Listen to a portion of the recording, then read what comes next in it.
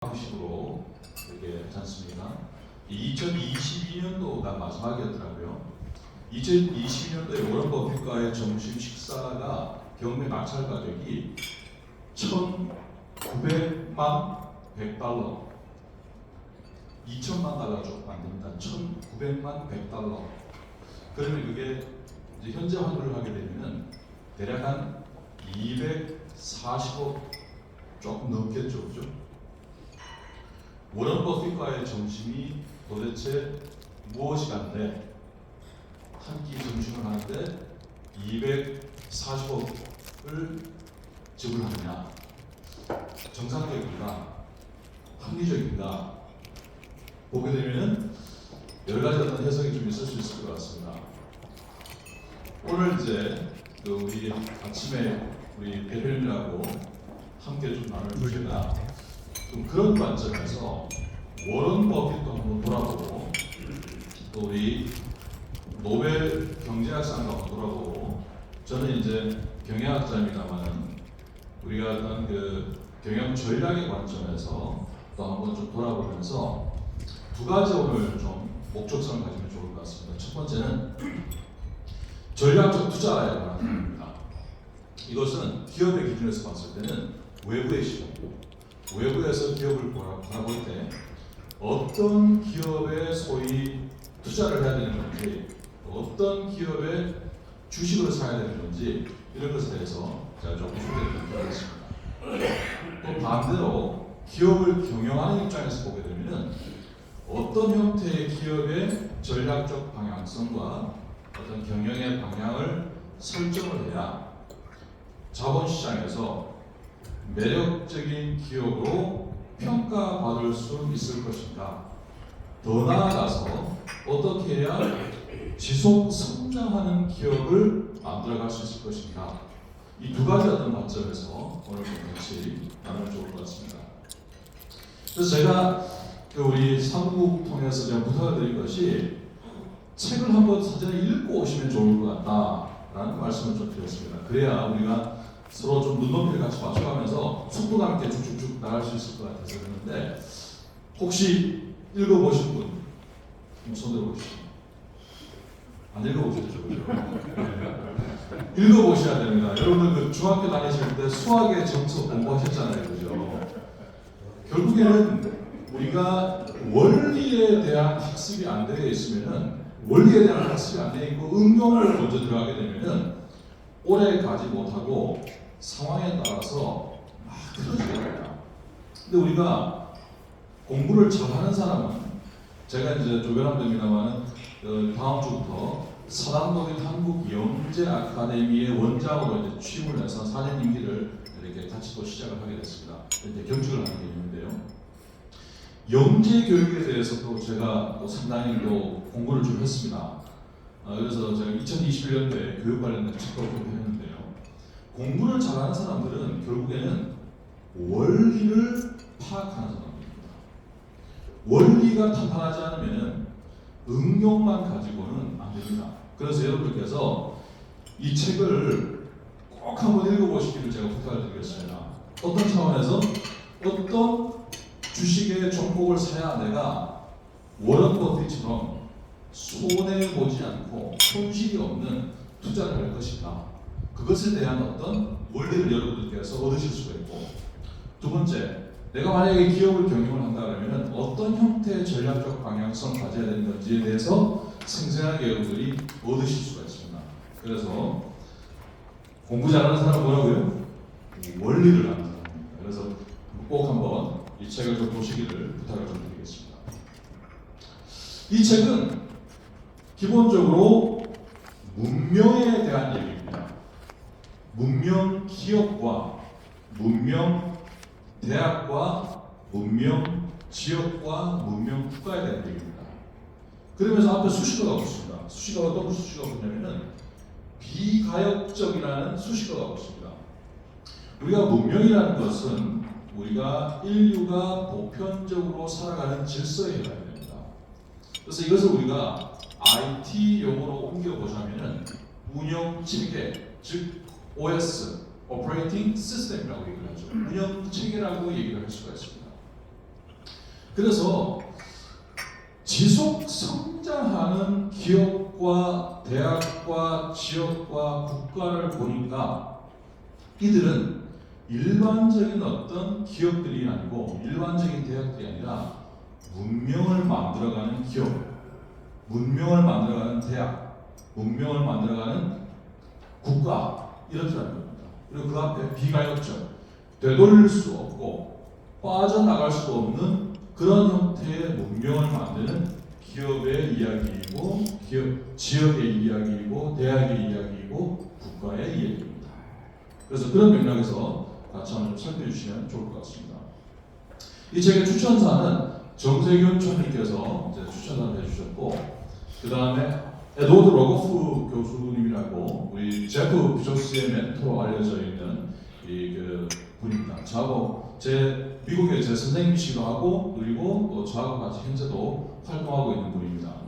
그 아마존에서 에드워드 로거프 검색을 해보게 되면 책들이 뜨고 그 책에 보게 되면 앞에 Founded by Jeff Bezos, CEO가 아마존에 좀 되어져 있습니다. 굉장히 재미있는 스토리가 있는데 그 내용들은 나중에 한번 기회가 있으면 좀 말씀드리겠습니다. 세 번째 추천하신 분은 이제 한정화 전 중소기업 청장이시고요. 또 이분도 한국에서도 제 선생님이다 합니다. 자, 이제 본격적으로 좀 들어가도록 하겠습니다. 여러분께서 주식 투자를 하실 때 혹은 주식의 종목을 선택을 하실 때 많이들 보는 것이 주가를 봅니다. 주가라고 하는 것은 소위 그 기업의 한 주당 가격을 말하는 거죠. 근데 실제로 여러분들이 한 주당 가격을 가지고 판단을 하시게 되면은 합리적인 투자를 하기가 좀 어려워질 수 있는 부분이 있습니다. 대체적으로 금융 분야의 비전문가들이 자주 하시는 말씀이, 또 투자의 전문성이 제한적인 분들이 자주 하시는 말씀이, 삼성 바이오로직스 너무 비싸, 그런 말씀을 하시거든요. SK 하이닉스 너무 비싸. 근데 그 비싸다는 것이 뭘 말하는 건지를 정확하게 우리가 이해할 필요가 있습니다. 비싼 것이 아니고 한 주당 가격, 소위 말해서 단가가 높다라는 거죠. 이게 비싸 싸다라는 개념이 아니라 단가가 높다 낮다라고 얘기를 해야 되는 겁니다. 그래서 한 주당 가격만 가지고 어떤 것들을 판단하기에는 굉장히 놓쳐진 것들이 많습니다. 그런데 이 기업의 시가총액이라고 하는 것은 사실 우리가 많은 내용들이 다 담겨져 있는 것이 바로 이 기업의 시가총액입니다. 어떤 내용이 담겨져 있느냐? 현재 가치라는 것이 담겨져 있고, 또 미래 가치라는 것이 담겨져 있습니다.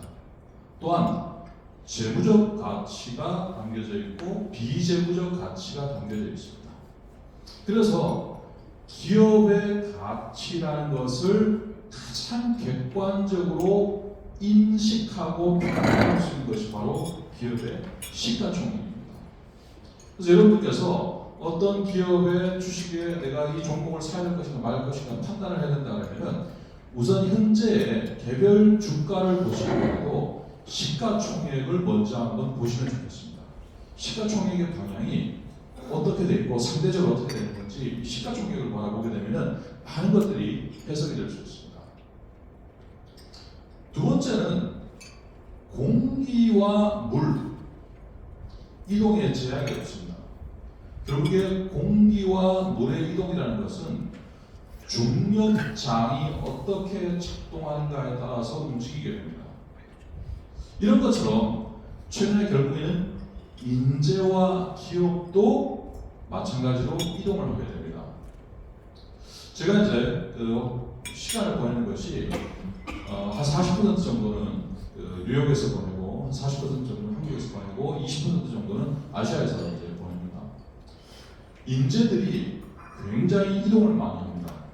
최근에 한국에서도요, 카이스트 졸업하는 학생들이 한국의 기업에, 한국의 대학원에 진학을 잘 안 합니다. 대체적으로 카이스트에서 컴퓨터 공학이나 혹은 컴퓨터 과학 쪽을 전공한 친구들은 대체적으로 졸업하고 미국으로 갑니다. 기본적으로 대학원을 많이 가죠. 대학원에서 석사과정을 마치고 바로 미국의 현지에서 잡을 잡는 경우도 있고 혹은 박사과정까지 하고 그 다음에 현지에서 활동하는 경우들도 있습니다. 그래서 카이스트 가서 예를 들어서 삼성전자 반도체 부분 취업 설명회 한다. 거의 잘 안 합니다. 관심들이 별로 없어요. 왜냐하면 실리콘밸리를 가게 되면 삼성전자보다도 훨씬 더 나은 조건에서 일을 할 수 있기 때문에 그렇습니다.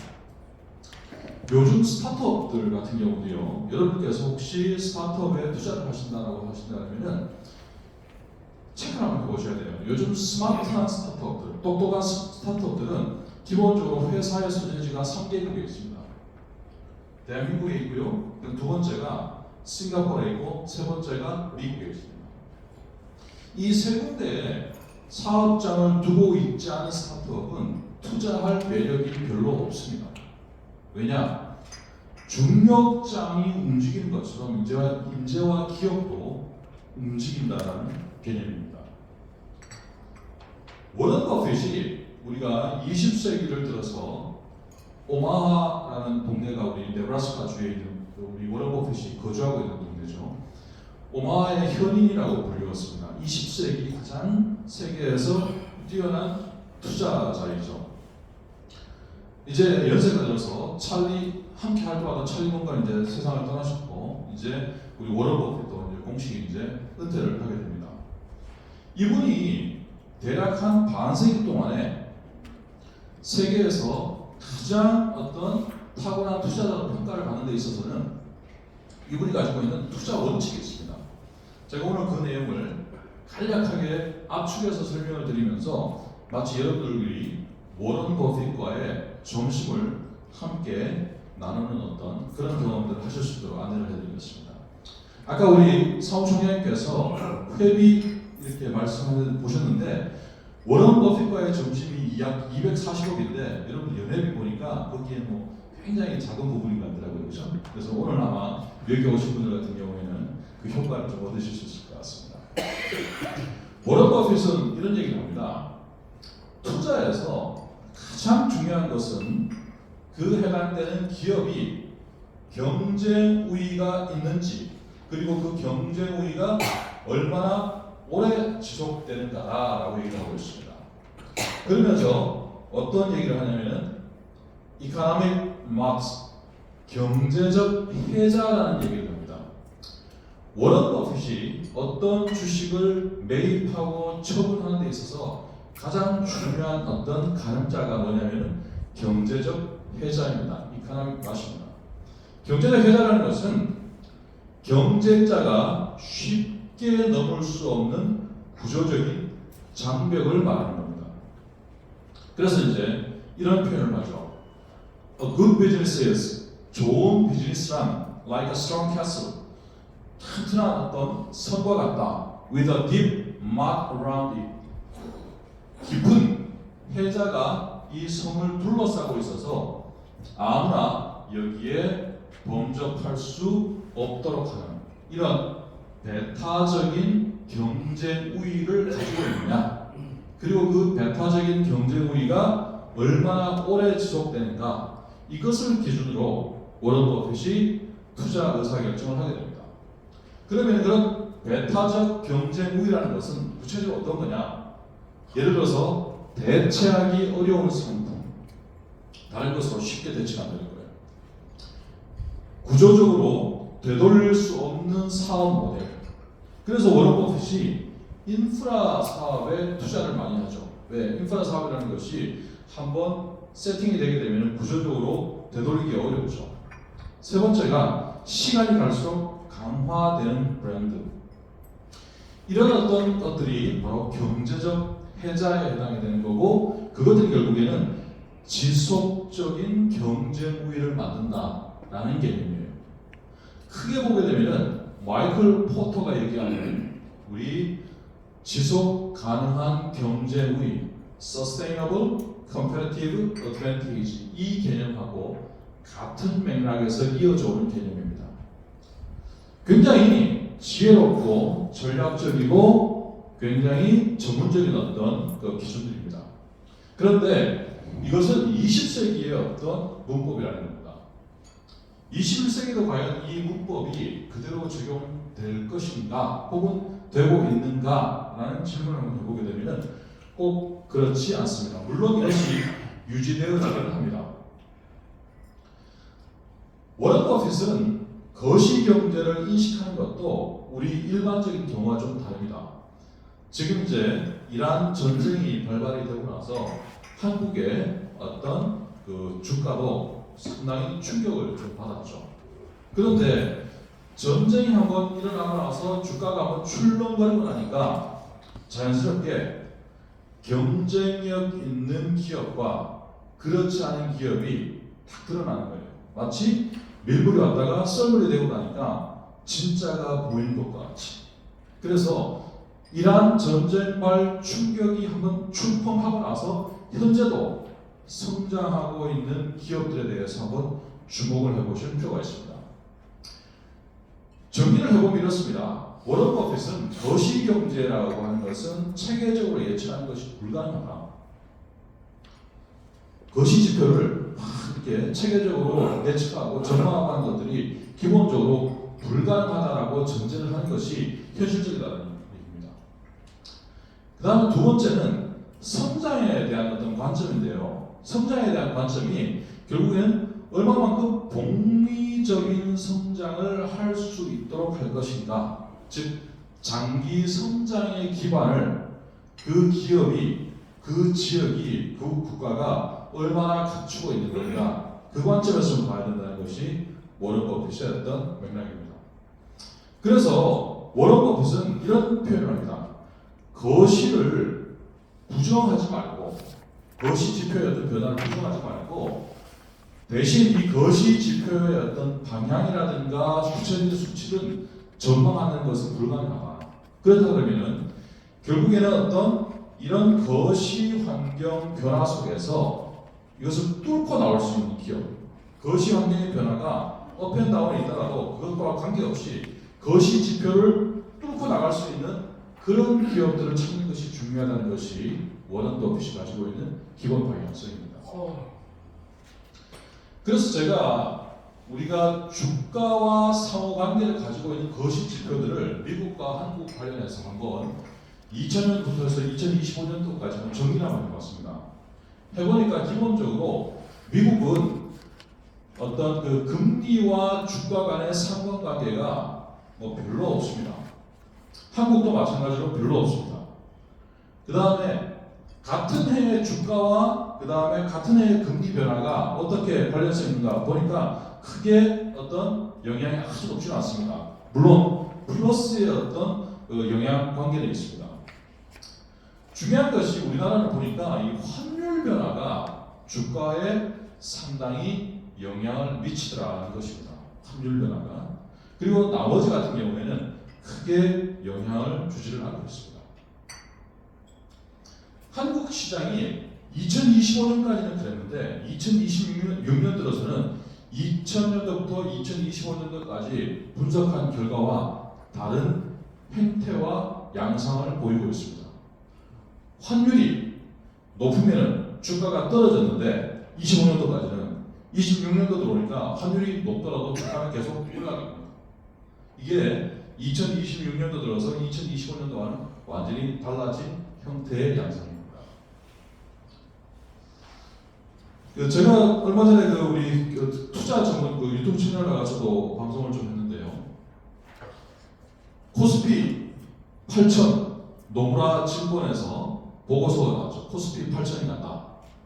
그래서 제가 이제 그 노무라 증권 보고서를 좀 상세하게 읽어봤습니다. 보니까 무리한 예측과 무리한 전망은 아닙니다. 세 가지 형태를 얘기하는데 첫 번째가 우리 부동산 몰려있던 유동성이 이제 주식시장으로 이제 옮겨간다. 그 다음 두 번째, 기업들의 이익 창출력이 좋아졌다. 세 번째, 정부에서 추진하고 있는 일종의 밸류업 개념처럼 전반적인 어떤 자본시장의 어떤 그 건전성들이 좀 좋아지고 있다. 뭐 이런 맥락이에요. 저도 동의를 합니다. 그런데 이것을 갖다가 조금 우리가 한번 체계적으로 한번 분석을 한번 해보게 되는데 코스피가 8,000이 된다라고 하는 것은 현재 지금 우리 한국의 어떤 코스피가 퍼가 이게 그 2026년 2월 25일 기준에서 약 24.3배인데 8천이 되게 되면은 약 32배 정도가 됩니다. 32배가 되면 이게 어느 정도 수준이냐면은 나스닥 다음 수준이에요. 그럼 한국의 코스피가 나스닥 다음 수준의 혁신성을 가지고 있는가라는 질문을 한번 딱 해봤을 때 그게 쉽게 그렇다라고 답하기가 어렵겠죠.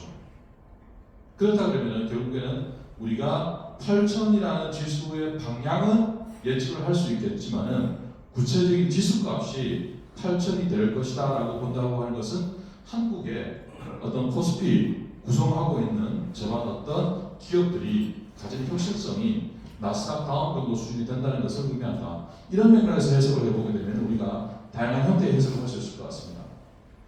제 개인적으로는 조금 부정적인 어떤 생각을 좀 갖다가 이따 뒤에 나오겠습니다만은 각 국가별로 시가총액 상위 10개 기업이 어떻게 구성되어 있는가를 한번 보니까 대한민국의 포트폴리오 구성이요 놀라울 정도로 미국을 닮아갑니다. 놀라울 정도로 미국을 닮아갑니다. 다음 같이 한번 보시겠습니다. 자, 우리가 과거에는 자본시장에서 어떤 그 담론 자체가 어떤 형태가 중요한 담론이었냐면요. 첫 번째가 효율적 시장 가설 이론이라는 겁니다. 이 내용은 뭐냐면은 자본시장에는 모든 정보가 다 실시간으로 수렴이 되기 때문에 이 시장 자체가 굉장히 효율적이다 라는 맥락에서 어떤 우리 전반적인 담론이 형성이 되었습니다. 그런 것들이 80년대, 90년대를 거치면서 행동제모학으로 담론이 형성되고 그 다음에 최근 2000년대 이후에는 로보 어드바이저라고 표현되는 것처럼 일종의 금융공학적 접근과 최근에는 인공지능이 이제 우리가 투자 의사 결정에 참여를 하게 되면서 알고리즘 싸움으로다가 이제 얘기가 되고 있습니다. 알고리즘 싸움 다음에는 뭐냐? 결국에는 현대에서는 우리 특히 뉴욕의 어떤 해치 펀드들 중심으로 해서는 어떤 형태로 정리가 좀 되고 있냐면은 누가 시장을 지배하고 규칙을 정하는가 이 질문이 결국에는 투자 의사 결정과 판단에 중요한 가늠자가 되는 쪽으로 담론이 지금 넘어오고 있습니다. 그래서 이제 제가 만든 용어인데요. 소버린 기업이라는 용어를 제가 만들었습니다. 소버린 기업, 소버린 주권이잖아요, 그죠? 즉 앞에 보게 되면요, 우리가 현재 지금 우리 투자의 어떤 전반적인 담론은 생태계의 어떤 주권성, 이코시스템의 소버리니티가 어떤 굉장히 중요한 어떤 키워드로다가 구상이 됐는데 이 관점에서 소버린 기업이라고 하는 것을 제가 좀 정의를 내리기를 이렇게 좀 정의를 해봤습니다. 시가총액 1조 달러를 초과하는 상장 기업으로서 어떤 숫자를 제가 좀 명명을 했습니다. 시가총액 1조 달러라고 하는 것은 현재 환율로 하게 되면 약 1,500조 원이 됩니다. 그러면은 이게 국가 정도의 수준이거든요. 1,500조 원이라고 하는 것은 국가 정도 수준입니다. 우리 지금 한국의 최근 증시가 많이 상승이 되어서 시가총액 한 개가 대략 이제 한 4,000조 원 안팎에서 이제 움직이게 됩니다. 근데 불과 올해 초만 하더라도 한국의 시가총액 전체 한 개가 2,500조에서 2,700조 정도에서 움직였습니다. 한국은 전 세계에서 자본시장에서 대략 한 12위에서 13위 정도 규모입니다. 그러면 이게 1조 달러라고 하는 것은 우리의 중소국가 규모입니다. 개별 기업의 시가총액이라고 하는 것은 그래서 시가총액 1조 달러를 총괄하는 상장기업으로서 산업 및 문명의 혁신 생태계를 비가역적으로 설계, 지배, 안정화함으로써 글로벌 질서에서 혁신 패권을 행사하는 기업을 우리가 소버린 기업이다라고 말할 수 있다라고 제가 정의를 한 것입니다. 결국에 이런 소버린 기업들은 경로 고정성과 대체 불가능성, 즉 비가역성을 지니고 있기 때문에 바로 소버린 기업이라고 얘기를 할 수가 있는 겁니다. 우리 한국의 핵심 거시지표와 주가 현황들을 제가 쭉 다 살펴보니까 앞서 말씀드린 것처럼 거시지표와 주가는 크게 영향이 없고 환율 정도만 일정 부분 영향이 있습니다. 자, 이제 본격적으로 한번 들어가 보시죠. 이게 이제 제가 최근에 이제 캡처한 내용인데요. 2021년도 한국 자본시장 여러분들 어떻게 전망하십니까? 1위부터 해서 20위까지 회사가 있습니다. 삼성전자에서 시작해서 네이버까지 있습니다. 이 중에서 여러분들께서 꼭 한 회사만 내가 이 회사의 주주가 될 수 있다 라는 전제 조건이 붙었을 때 여러분들은 어떤 회사를 픽하시겠습니까? 그 다음에 뭐든지 우리가 우리 음원 차트 혹은 뭐 여러 가지 어떤 영화 차트 이런 차트를 보게 되면은 상위의 랭크가 되어야 노출이 되게 되고 노출이 되어야 거기에 따른 후속적인 어떤 반응들이 일어나게 되거든요. 그래서 우리가 전문적인 투자자가 아니라고 한다면은 인덱스 펀드에 들어가거나 혹은 이 상위 대략적으로 20위 안에 노출되는 회사 중에서 선택을 하는 것이 소위 워런 버핏처럼 잃지 않는 투자를 하게 되는 어떤 좋은 어떤 기준이 됩니다. 제가 이 중에서 한국에서도 써버린 기업 시가총액이 1조 달러가 넘고 지속적으로 성장할 수 있는 가능성이 있는 기업 8개를 좀 추렸습니다. 어떤 회사들이냐면요. 삼성전자, 그 다음에 SK하이닉스, 현대차, 그리고 삼성바이오로직스, 두산에너빌리티, 하나에어스페이스, HD현대중공업, 하나오션입니다. 제 개인적으로는 이 8개 회사에 지금 투자를 한다고 하는 것은 소위 별로 리스크가 거의 없는 그런 형태의 어떤 투자 대상되는 어떤 그 종목이다. 이렇게 좀 말씀드릴 수 있습니다.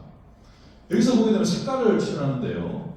이제 여기 우리 보라색, 연한 보라색이 뭐냐면은 바로 현재 이 기업들이 쏘버린 기업이 바로 될 수 있는 기업.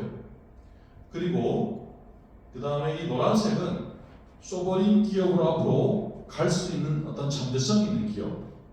그 다음에 여기 중간에 옅은 파란색으로 되어 있는 것은 소버린 기업이 아니라 시스템 앵커 기업 이렇게 해서 분류를 했습니다. 삼성전자 지금 시가총액이 지금 조금 떨어졌죠. 떨어져가지고 지금 현재 얼마냐면은 약 1000조 조금 넘습니다. 근데 이제 삼성전자가 지난 2월 25일 기준에서 1200조 정도가 좀 됐죠. 그리고 시가총액이 이제 1조 달러에 거의 근접해가는 그런 상태입니다.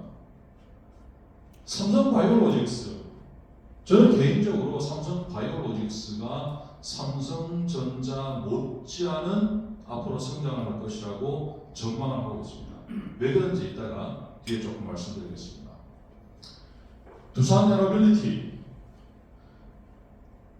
우리가 지금 한국 언론에서 많이 주목을 못했는데요. 지난해에 굉장히 중요한 어떤 이벤트가 2개가 있었습니다. 2025년도 5월달에 미국과 영국의 정상이 경제 번영 협정이라는 것을 체결합니다.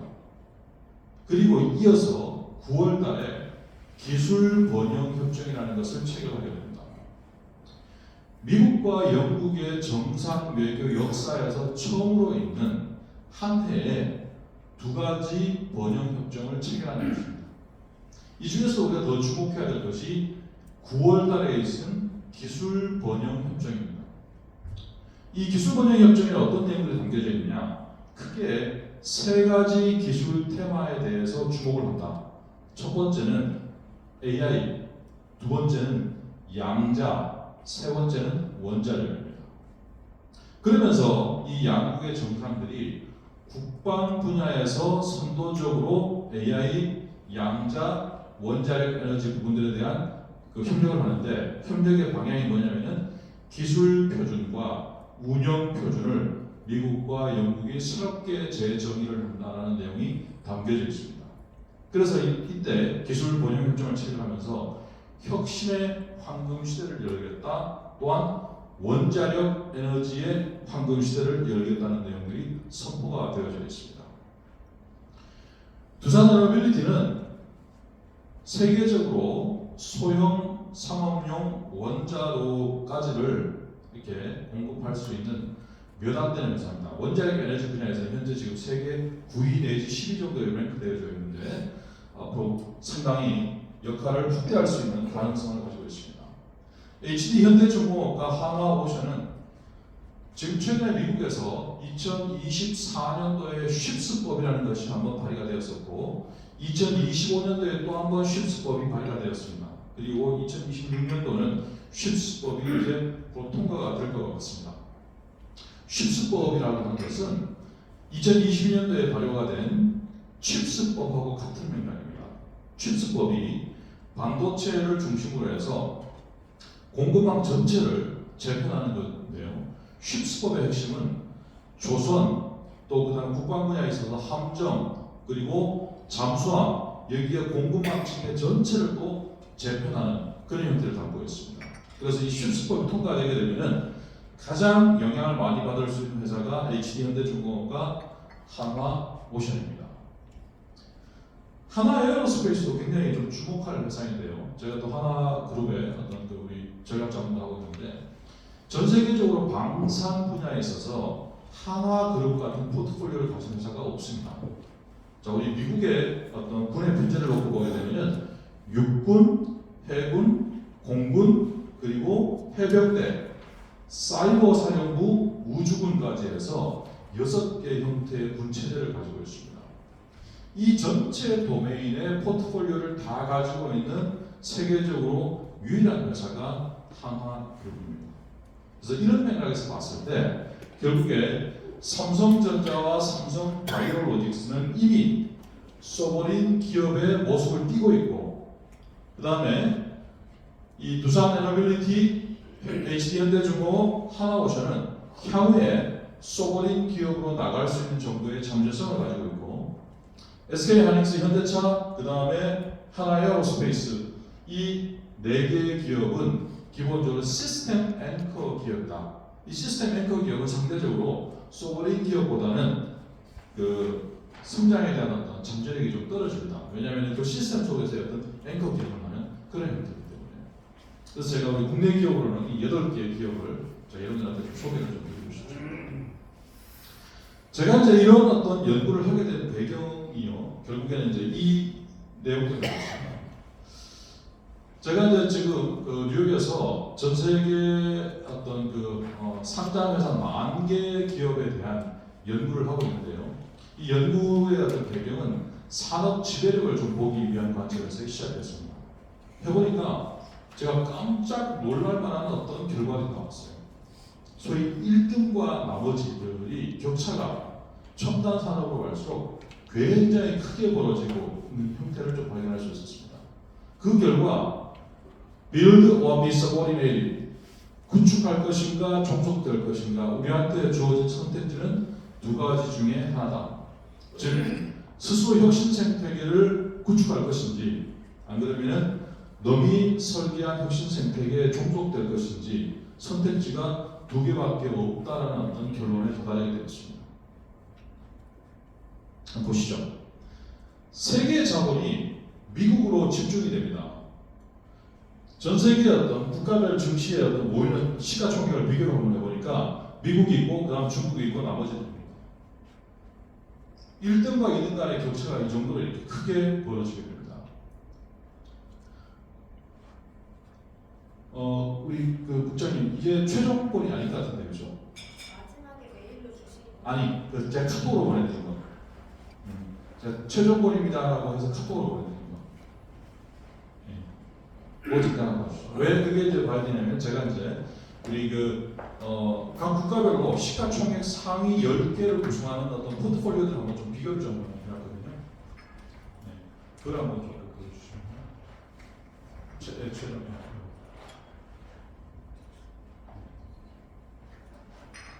전체적으로 고맙습니다.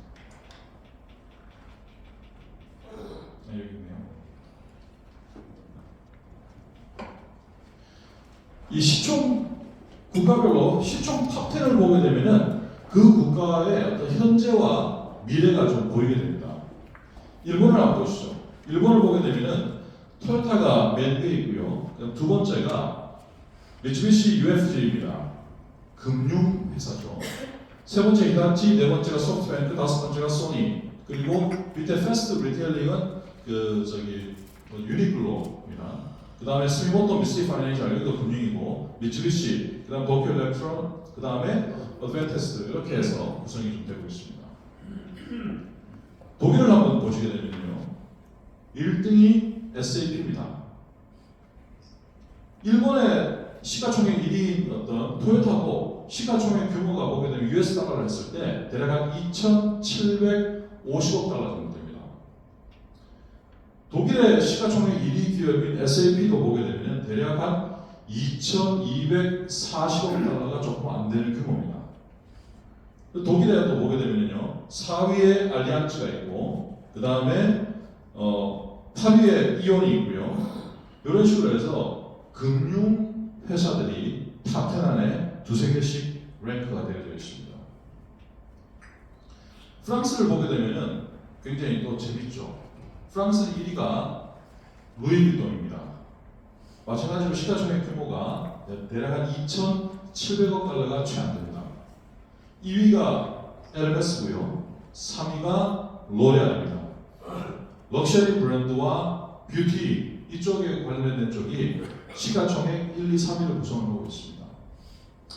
그 다음에 토탈, 이렇게 쭉 이렇게 내려오는 그런 구조. 여기도 마찬가지로 BNP 파리바가 여기에 또 들어가 있습니다. 영국을 보게 되면은 아스트라제네카가 1위이고 HSBC 그리고 쭉 내려오게 되면은 이제 전통적으로 영국의 1등을 차지했던 그 BP가 이제 그 10위에 랭크 되어져 있죠. 아스트라제네카는 잘 아시는 것처럼 스웨덴에 있던 회사를 본사를 이제 영국으로 옮긴 케이스입니다. 그 다음 4위에 있는 린데라는 회사도 기본적으로 독일에 있는 회사인데 본사를 영국으로 옮긴 그런 케이스입니다. 그리고 아스트라제네카도 시가총액 규모가 3천억 달러가 채 안 됩니다. 중국을 보게 되면요, 1위가 텐센트이고 2위가 공상은행이고 3위가 건설은행이고 4위가 농협은행입니다.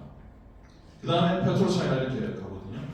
텐센트를 제외하고 그 다음에 그 CATL 여기를 제외하고 뭔가 기술적으로 탁월한 기업들이 상위에 랭크되어 있지 않습니다. 상대적으로 마오타이가 8위에 랭크가 되어져 있죠. 그리고 텐센트도 시가총액이 6,300억 달러 정도 수준입니다. 인도를 우리가 또 굉장히 주목해서 봐야 됩니다.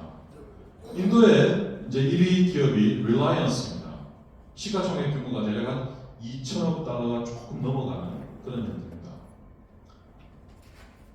미국을 보게 되면은 1위부터 10위까지가 해서 딱 시가총액 1조 달러 이상 기업으로 구성이 되어져 있습니다. 엔비디아가 지난해 10월 달에 5조 달러, 시가총액 5조 달러를 한번 찍었었고, 현재는 조금 4조 5천억 달러 중간에서 이렇게 왔다 갔다 움직이고 있습니다. 보시게 되면 미국은 금융회사가 시가총액 탑10 내에 없습니다. 대부분 다 첨단 기술 기업, 혁신 기업들로 구성이 되어져 있죠. 이게 이제 우리 지난 13일 기준으로 우리나라의 시가총액 상위 10개 기업입니다. 삼성전자에서부터 시작해서 HD, 현대중공업까지가 시가총액 10개 기업인데, 우선은 삼성전자가 시가총액 US 달러 기준에서 약 8,300억 달러 정도 됩니다. 일본, 독일, 영국, 프랑스, 우리가 앞서 살펴봤던 그런 국가들의 시가총액 1위 기업들이 3천억 달러가 채 안 된다고 본다 그러면은 대한민국의 시가총액 1위 기업인 삼성전자가 8천억 달러가 넘는다는 것은 한국의 어떤 우리 그 기업의 어떤 전반적인 어떤 내용이 영국이라든가 독일이라든가 일본과는 상대적으로 좀 다른 위치에 있다, 이렇게 말씀드릴 수 있습니다. 여기서 보게 되면은 금융회사가 하나도 없습니다. 우리 앞서 보신 것처럼 미국과 한국의 시가총액 탑10이 굉장히 묘하게 닮아 있습니다. 그래서 한국에 앞서 말씀드렸던 8개 회사 주식은 지금 여러분들께서 매입을 하시더라도 결코 늦지 않다. 앞으로 더 성장의 여지가 있다. 저는 감히 그렇게 말씀을 드리고 싶습니다.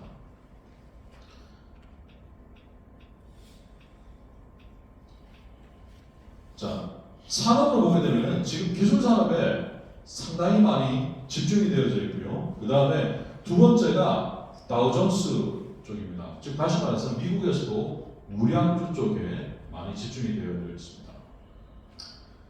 개별 산업에서 어떤 그 기업별로 평균 기업 가치를 놓고 보게 되면요, 아까 말씀드린 것처럼 다우존스 소속 기업들이 개별 기업의 시가총액 규모가 가장 높습니다.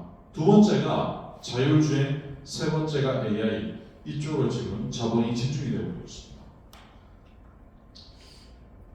이게 이제 가장 핵심적인 그 내용인데요. 산업별로 해서 시가총액 1위부터 시작해서 우리가 20위까지를 가지고 한번 이렇게 쭉 뽑아보니까 이런 형태의 어떤 차트가 만들어집니다. 먼저 전통산업의 경우를 놓고 보게 되면은 화학산업은 1위와 2위, 3위 간의 격차가 그렇게 크지 않습니다. 그 다음에 전력 분야도 마찬가지입니다. 금융 분야에서부터 오면서 점점 벌어지기 시작을 합니다. 제약 벌어지기 시작을 하고요. 자동차 오니까 확 벌어지기 시작을 하고, 반도체 오니까 벌어지고, AI, 그 다음에 테크 영역으로 오니까 1등과 나머지들 간의 격차가 확 벌어지기 시작합니다. 자동차 산업을 한번 보시죠. 테슬라와 나머지들로 구성이 되는 그런 형태입니다. 전통 산업인데도 불구하고요, 화학 산업에서는 린데와 나머지들로 구성이 됩니다. 전력 산업은 기본적으로 각 지역과 국가의 인프라 기반이다 보니까 상대적으로 지배적인 리더가 보이지 않습니다.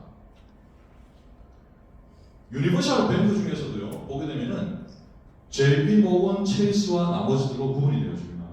유니버셜 뱅크가 JP 모건 체이스, 웰스파고, 뱅크 오브 아메리카, 시티 이렇게 해서 4개를 우리가 유니버셜 뱅크라고 얘기를 하는데, 이 시티, BOA, 그 다음에 웰스파고와 JP 모건 체이스 간의 격차가 지금 이렇게 많이 벌어지고 있습니다.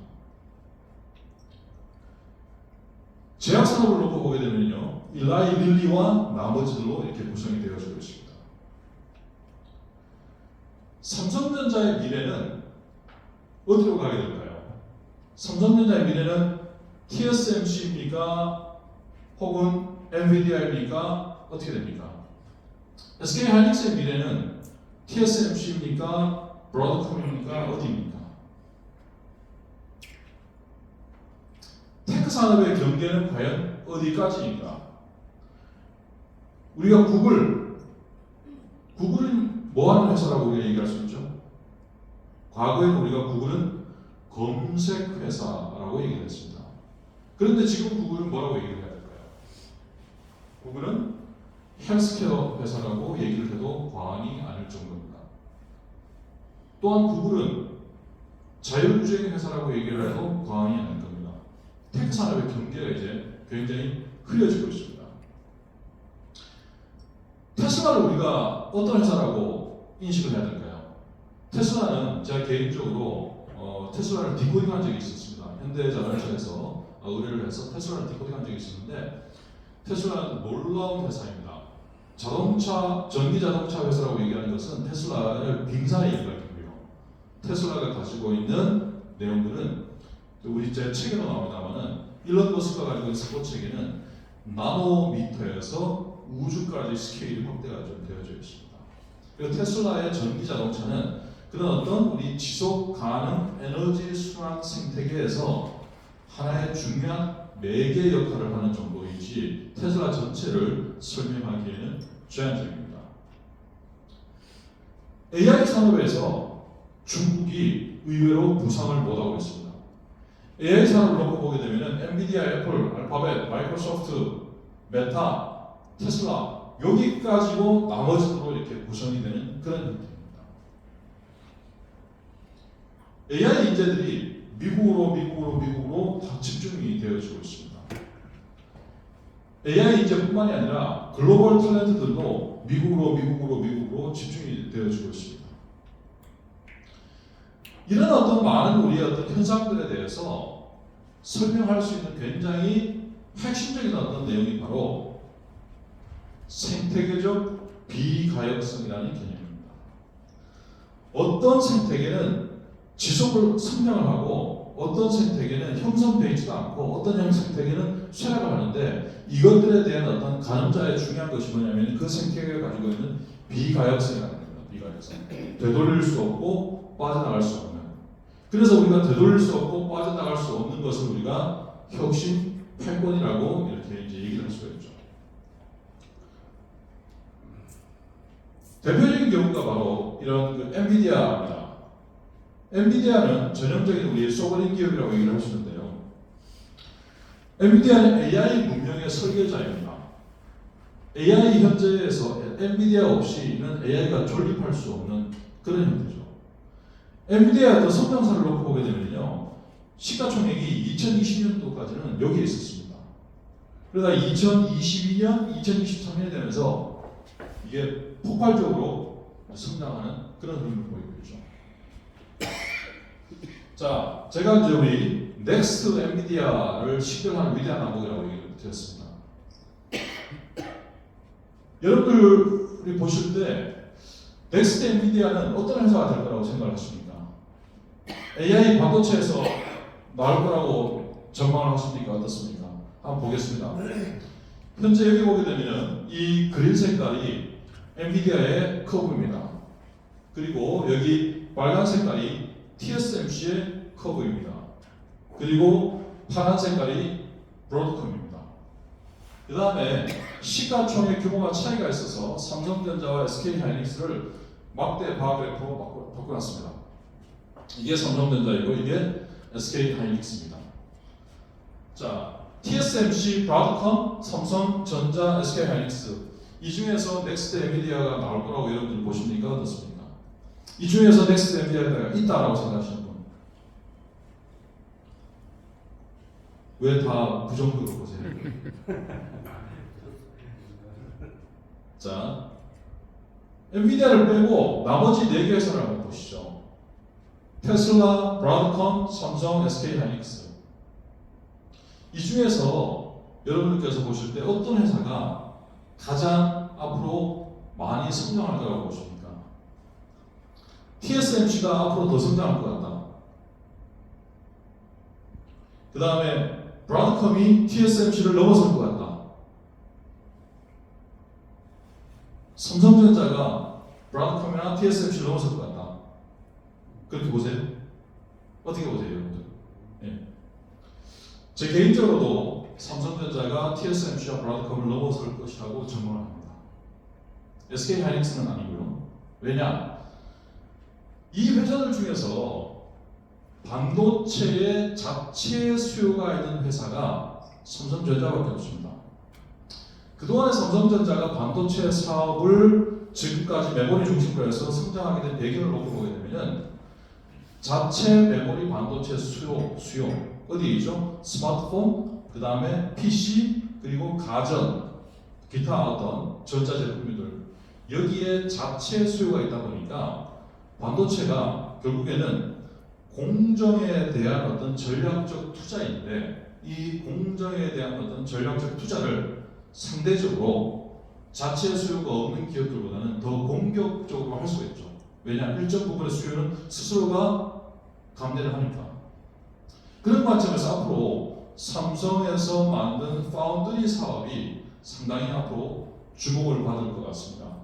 이미 테슬라와 삼성전자 간의 그런 어떤 우리 계약이 체결이 되어졌고 최근에 엔비디아도 이제는 삼성과 우리 반도체 사업에 대해서 협력을 하는 어떤 그런 구도로 가고 있습니다.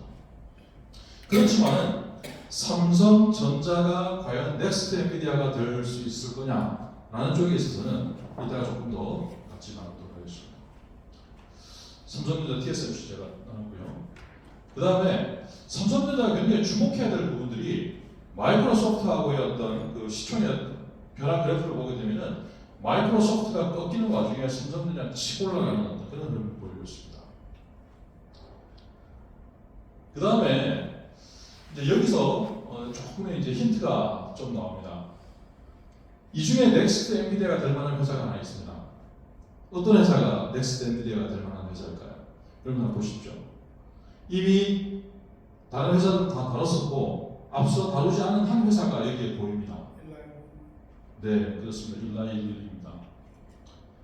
엔비디아와 일라이 릴리의 시가총액 변화 흐름을 한번 보시죠. 묘하게 커브가 달라졌습니다.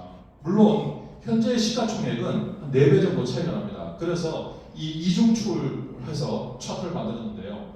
이 어떤 전체적인 어떤 변화의 흐름을 놓고 보게 되면은 엔비디아와 일라이 릴리가의 어떤 시총의 변화 커브가 묘하게 닮아 있습니다.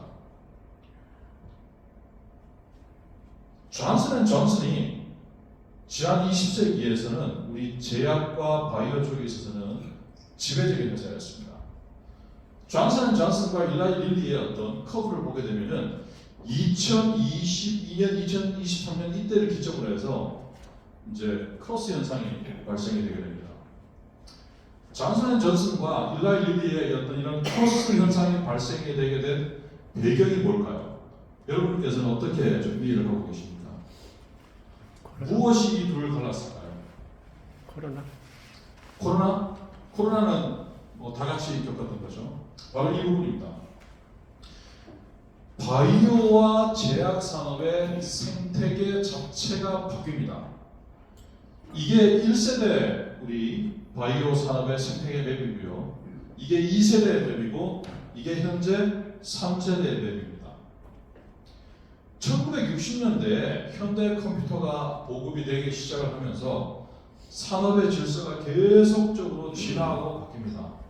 그리고 AI가 이제 보편화되는 시대가 되면서 더 급속도로 바뀌어가지고 현재의 제약 바이오 산업은 과거와 달리 AI, 클라우드 그리고 기타 IT적인 요소와 같이 접목이 되어서 전통적인 제약 산업으로 바라보기에는 어려운 일종의 융합 산업으로 바뀌었다라고 말씀을 드릴 수가 있습니다. 각각의 어떤 세부 카테고리별로 상호 관계들을 상관관계와 의존성으로다가 다 매핑을 한번 해보니까 이렇게 지금 바뀌고 있습니다. 그래서 한국의 제약사들은 대부분 다 여기에 있다고 보게 되면 존슨앤존슨은 2세대 모델이 있고요. 일라이 릴리는 3세대 모델로 가 있습니다. 여기서 굉장히 중요한 키워드가 바로 메디슨 파운드리라는 개념입니다. 메디슨 파운드리. 파운드리가 우리가 반도체에서 우리 흔히들 쓰는 용어입니다. 그런데 일라이 릴리는 메디슨 파운드리라는 개념을 정립을 했습니다. 제가 아까 모두에 말씀드린 것이 우리 소버린 기업들은 비가역적 문명 기업이다라고 표현을 좀 드렸습니다. 새로운 문명을 만들고 그 문명이 되돌릴 수 없고 혹은 빠져나갈 수 없는 형태의 문명을 만드는 기업이라고 되었습니다. 그리고 어떤 비가역적 문명 기업들은 생태계의 주권을 가지고 있었어요. 그 생태계의 규범, 규칙, 질서를 제정하는 힘을 가지고 있는 거죠. 메디슨 파운드리라는 개념은 일라이 릴리가 처음 만든 개념이고요. 이 메디슨 파운드리 생태계의 주권은 일라이 릴리가 가지고 있습니다. 여기서 나오는 어떤 결과물들이 쉽게 표현하면 이렇습니다. 개인 맞춤형 약이라고 보시면 됩니다. 일라이 릴리가 2022년도부터 시작해서 존슨앤존슨을 치고 팍 뛰어 올라갈 수 있었던 것은 크게 한 3가지 정도의 블록버스터 신약 때문에 그렇습니다. 당뇨, 비만, 알츠하이머 이런 쪽에 있어서 일라이 릴리가 블록버스터급 신약들을 계속 출시를 했죠. 근데 이것이 하나의 단발성은 그치지 않고 계속 나오게 됩니다. 왜 나오느냐? 일라이 릴리를 보게 되면요, 일종의 메디슨 파운드리라는 개념들을 정립을 하고 있고, 그리고 스스로가 제약과 바이오 산업의 새로운 질서를 만들고 있습니다. 그래서 일라이 릴리는 내부적으로 KPI가 다릅니다. 생명 자본 지수라는 걸 만들어 가지고 그것을 가장 중요한 KPI로 설정을 하고 있습니다.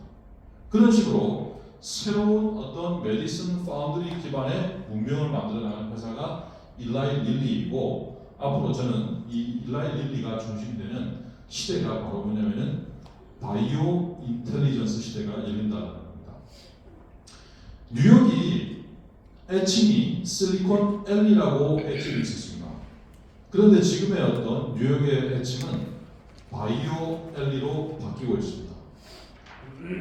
뉴욕의 이스트 리버 동쪽이죠. 맨해튼의 동쪽입니다. 이쪽은 위쪽에는 코넬대 의대, 락카펠라 의대, 그 다음에 아이칸 메디슨 의대 중심으로 쭉 해서 이 미드타운 영역까지 전체가 바이오 쪽으로 지금 다 바뀌고 있습니다. 인공지능 시대 이후에 앞으로 어떤 변화의 트렌드에 있어서 중요한 것이 뭐냐면은 바이오 인텔리전스 시대이고, 이 일라이 릴리가 바이오 AI, 우리 엔비디아가 AI 문명의 설계자라고 본다 그러면은 우리 일라이 릴리가 BI 문명의 설계자로 등극을 할 것이다라고 저는 전망을 하고 있습니다. 그래서 지금 일라이 릴리가 이 위치에 있지만은 앞으로 시간이 지나면서 상당 부분 우리 엔비디아가 과거에 이 탑10 리스트에 없다가 2022년도부터 올라오기 시작을 해가지고 시가총액 5조 달러까지 올라간 것처럼 일라이 릴리가 앞으로 올라갈 것이다. 그 다음에 비단 일라이 릴리뿐만이 아니라 저는 삼성전자도 탑까지는 몰라도 적어도 이 언저리, 즉 현재 TSMC가 있는 이 언저리는 넘어설 수 있지 않겠는가 이렇게 보고 있습니다.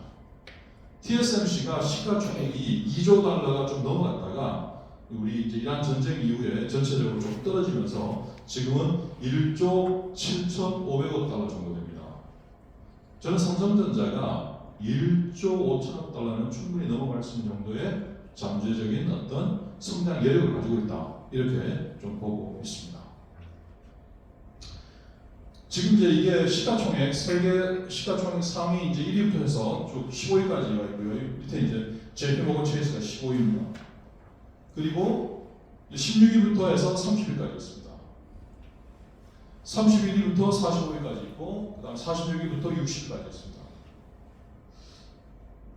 자, 여러분들은 이런 회사들이 앞으로 얼마나 더 성장할 거라고 보십니까? 애플 지금보다 더 성장할 거라고 보십니까? 어떻습니까? 고개를 힘차게 아니오라고 졌습니다. 구글은 어떻습니까? 앞으로 더 성장할 거라고 보십니까? 몇 분은 고개를 끄덕입니다. 왜 구글은 더 성장할 거라고 보십니까? 우리 대표님, 왜 구글은 더 성장할 거라고 보십니까? 뭐 리더십도 있고, 그다음에 네. 그 포트폴리오가 상당히 지금 말씀하신 거랑 좀 온라인이 좀 네. 되는 것 같습니다. 네. 여러분 혹시 구글 유니버스라는 표현을 좀 들어보셨습니까? 구글 유니버스. 구글은 98년도에 설립된 회사잖아요, 그죠? 그리고 제가 한번 구글 연구를 한번 해보니까 2023년도까지 해가지고 대략 한 25년 기간 동안에 인수합병을 한 것이 230건 정도 됩니다. 월 평균 1.8건씩 인수합병을 했습니다. 이제 구글에서 인수합병이라고 하는 것은 그냥 일상인 겁니다. 한 달에 2개씩 회사를 인수합병한다고 생각을 해보시죠. 근데 대부분의 인수합병은 실패하는 형태로 결과가 나옵니다. 우리가 크게 어떤 데이터를 샘플을 늘려가지고 보게 되면 대부분의 M&A는 실패합니다. 그런데 구글의 M&A는 안 그래요. 대부분 다 유미하게 성장하는 쪽으로 방향이 잡힙니다. 우리가 생태계라는 개념을 처음 만든 데가 바로 이 구글입니다. 그래서 아까 우리 대표님께서 말씀하신 것처럼 리더십도 말씀하셨는데, 이 구글에는 소위 혁신 생태계라는 것이 우리가 자연스럽게 구글 조직에 녹아내려져 있어서 구글은 새로운 어떤 변화의 동력을 외부로부터 끌어들이는 데 있어서 굉장히 능숙함을 가지고 있다, 이렇게 볼 수 있습니다.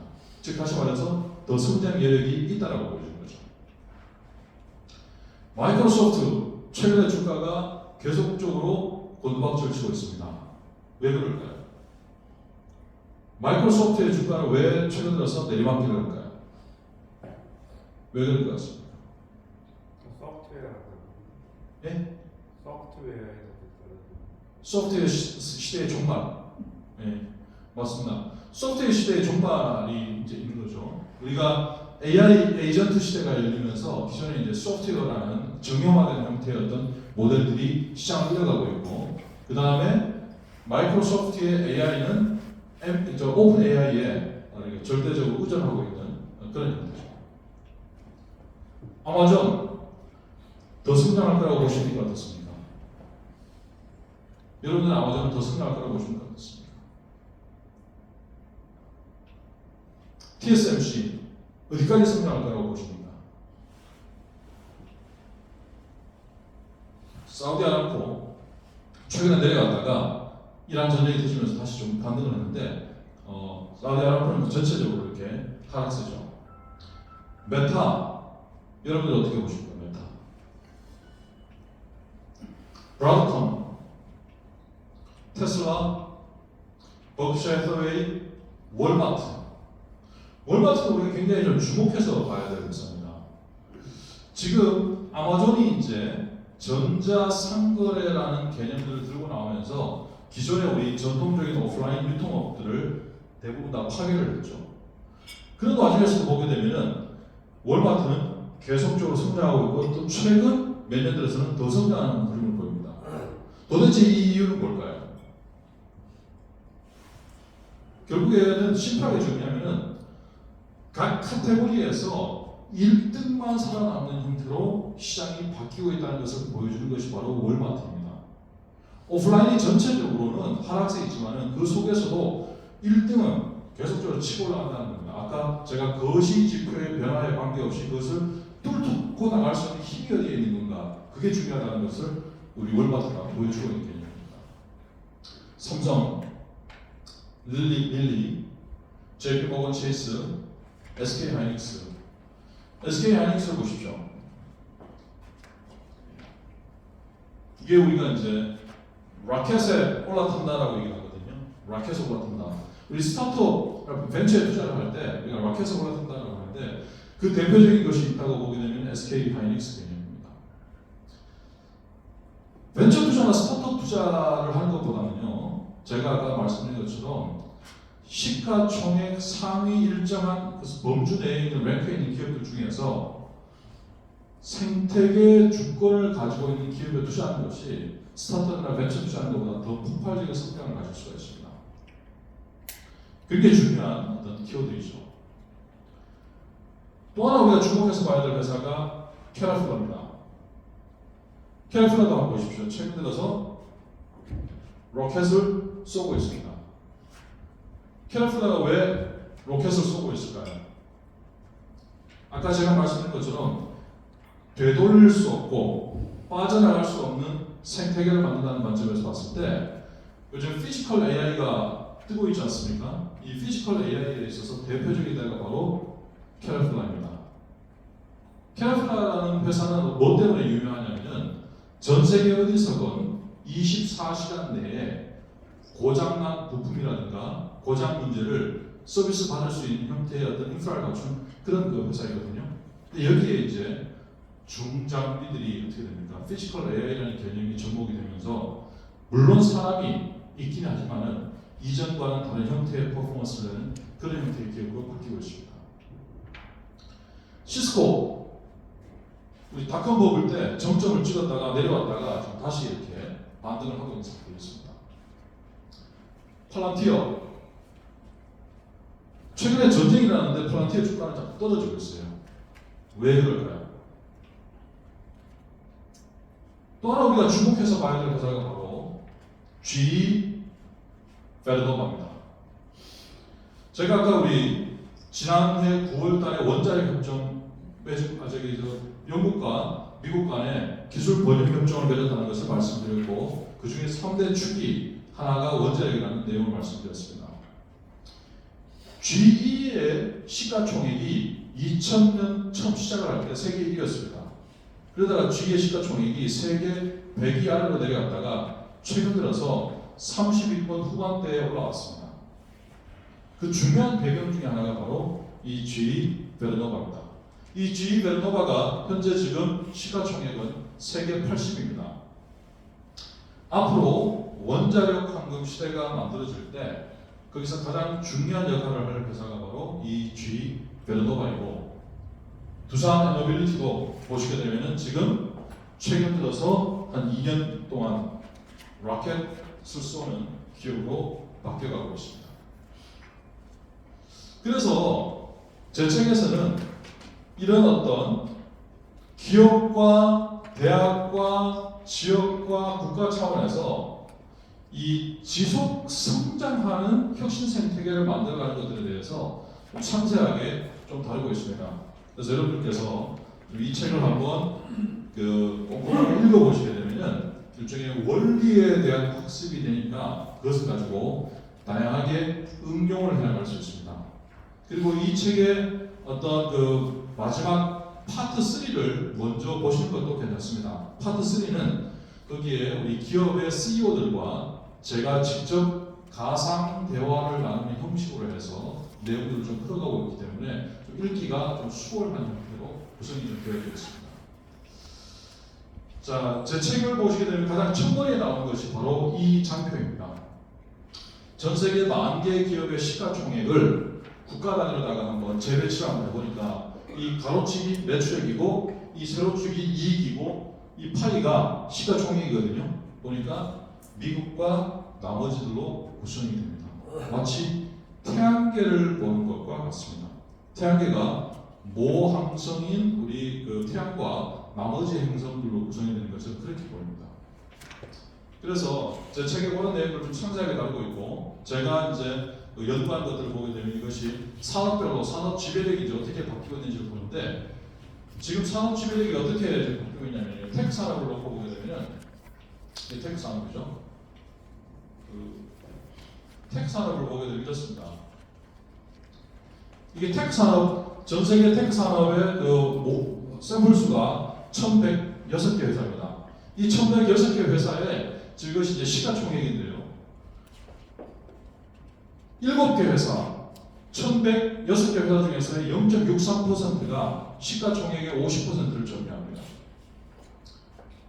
47개, 전체 중에 4.25%가 80%를 점유하는 구조입니다. 파레토의 법칙이 전혀 적용이 되지 않습니다. 매출액을 한번 보시죠. 매출액도 보게 되면요, 1.3%가 50%를 점유합니다. 그리고 6.9%가 80%를 점유하는 구조입니다. 이익도 한번 보시죠. 이익을 보면 더 드라마틱합니다. 0.54%가 전체 1,100개 회사의 이익의 50%를 점유합니다. 그리고 2.4%가 전체 1,100개 기업 이익의 80%를 점유하는 그런 구조입니다. 즉, 생태계 주권을 가지고 있는 기업들이 시가총액, 매출액, 이익 이런 것들을 일종의 과정하는 그런 형태로다가 전반적인 어떤 질서들이 재편이 되어지고 있습니다. 이건 뭐 제가 국가들 관점에서 다른 내용인데 이것은 자료를 좀 보도록 하시고요. 그 다음에 이제 우리 대한민국 경제가 어떻게 될 것인가, 이 내용도 있는데 이 내용도 자료를 좀 한번 보시면서, 저는 이제 우리 대한민국 경제가 대도약을 하겠다라고 이렇게 설정을 하고 있는데 뭘 하나 지금 놓치고 있냐면은 이 패러다임 변화입니다. 과거에 우리가 20세기에는 규모와 범위의 경제였습니다. 그때 시장의 어떤 중요한 의사결정의 바로미터는 가격이었습니다. 가격. 그러다가 이 어떤 경제 전반적인 패러다임이 플랫폼 경제로 넘어가게 됩니다. 이때 중요한 의사결정의 어떤 바로미터는 바로 프로모션입니다. 그래서 여러분들께서도 한번 이용을 한번 해보신 것처럼 배달의 민족 앱 가입하면은 첫 가입 기념으로 뭐 10,000원, 뭐 12,000원 이렇게 줘가지고 그거 가지고 또 한번 주문 한번 해보고 이렇게 하는 거거든요. 그것이 바로 이제 우리가 플랫폼 경제 시대의 프로모션이 중요한 겁니다. 근데 지금 이미 패러다임은 생태계 경제로 넘어가 있습니다. 이 생태계 경제에서 중요한 것은 뭐냐면 가치라는 거예요. 이것이 얼마나 가치가 있느냐. 그런데 지금 현재 우리 한국의 정부도 그렇고 기업도 그렇고, 이 기업이라고 하는 것은 아까 했던 8개 기업을 제외하고 나머지 기업들입니다. 아직까지 이런 패러다임이 여기에 또 혹은 여기에 묶여져 있습니다. 지금 이미 세상은 지금 생태계 경제로다가 넘어가 있는데 현재 지금 우리의 어떤 시각과 시선은 여전히 플랫폼 경제와 여전히 규모와 범위의 경제에 머물러져 있다는 부분입니다. 제가 지난 2세기 동안에 어떤 이벤트들이 있었고 그 이벤트들이 패러다임 시프트에 어떻게 영향을 미쳤는지를 다 살펴봤습니다. 이게 테슬라 제가 아까 말씀드렸던 거 테슬라 연구를 한 건데 테슬라를 놓고 보게 되면 이 전체가 하나가 다 통합되어 있습니다. 신수식적 통합 개념입니다. 이것은 이제 LG 에너지 솔루션 제가 이제 조언을 했던 내용인데요. LG 에너지 솔루션의 가장 큰 어떤 그 전략적 중요한 요소가 뭐냐면은 테슬라에 지금 배터리를 공급하고 있는데 테슬라가 배터리를 내재화할 것이냐 말 것이냐라는 거거든요. 제가 과학적으로 다 시뮬레이션 해보니까 2030년 되면은 100% 내재화가 완료가 된다는 겁니다. 앞서 보신 것처럼 자동차 산업은 국가별로 보니까 이렇게 좀 분포가 분리가 되어져 있고 화학 쪽으로 하니까 여전히 좀 분리가 되어져 있고 전력 에너지 쪽으로 하니까 좀 더 분리가 되어져 있는데 이게 첨단 산업으로 가니까 반도체 미국과 나머지도 벌어지기 시작합니다. 제약 미국과 나머지도 벌어지게 되고 테크 쪽 가니까 완전히 태양계와 같은 그런 쪽으로 벌어지게 됩니다. 그래서 이제는 개별 기업이 경쟁하는 시대가 아닙니다. 이제는 개별 기업이 경쟁하는 시대가 아니라 기술 혁신과 비즈니스 혁신이 개별 기업의 영역이라고 한다 그러면은 정책, 제도, 전략 혁신이라는 것이 같이 맞물려줘야 마치 우리가 2인 삼각경기를 하듯이 하는 것이 현재의 글로벌 기업의 경쟁 질서입니다.